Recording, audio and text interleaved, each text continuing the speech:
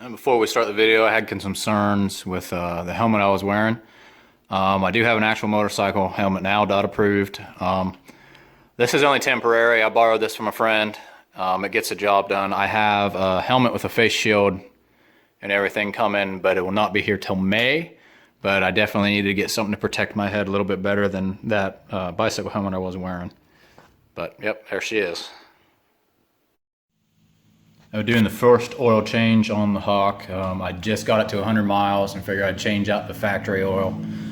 The oil plug is actually down here, right here. I already got it loose. It was nice and snug up there. I just got it loose for the sake of the video. Also, this thing does not have an oil filter. It has an oil screen, which is behind this bolt here. You guys should definitely take this out and check that oil screen once in a while because it can collect metal bits and whatnot. It's definitely not as good as an oil filter, but it's better than nothing.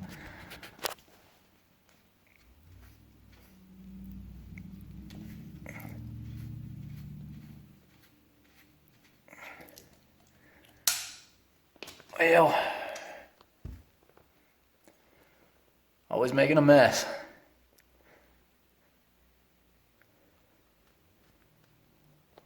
Like my oil pan? Anyway, I'll skip all this and let it drain.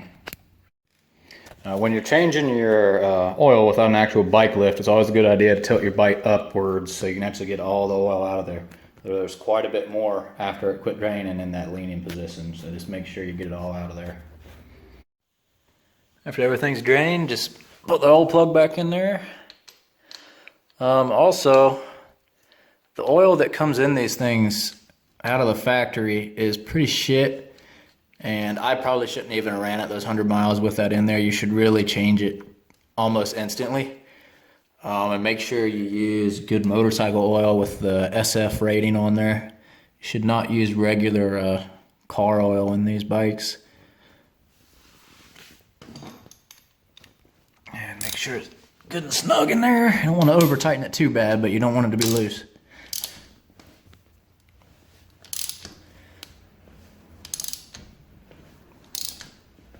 That feels pretty good.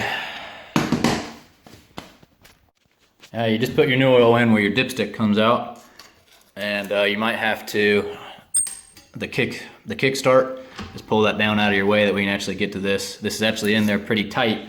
I had to wrap a towel around mine to get it out of there.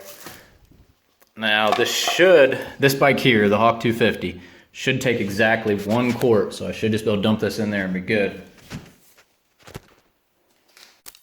Now, I'm using Castrol 2W50 because it's getting warmer weather out. 20W50, sorry. And they don't always have the actual motorcycle thing right on the front. You just check on the back for that SF rating.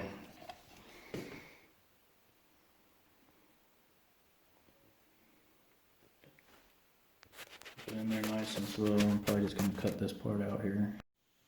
While that's actually draining down in there, it's always a good time to check for leaks. Make sure nothing's leaking. Which it looks like it's getting tight. Yep, she's good.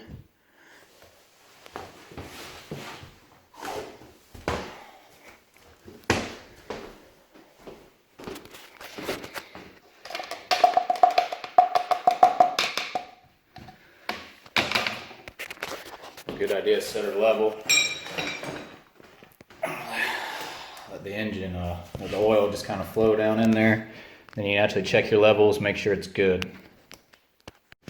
Now after you're done, you got it full and you check your levels, it looks good. It's always a good idea to start up your bike, let it run for at least 5 minutes so everything cycles through real good. Shut it off, check for leaks again, check your level, make sure everything's good. That's it for this video. One more thing before we go. Always a good idea to recycle your oil. I put mine in milk jugs or sometimes 5-gallon buckets, and I actually have a recycling plant near town that I can take it to free of charge. Some places will actually pay you to bring it there. So definitely look into that if you haven't already. Thanks for watching, everybody.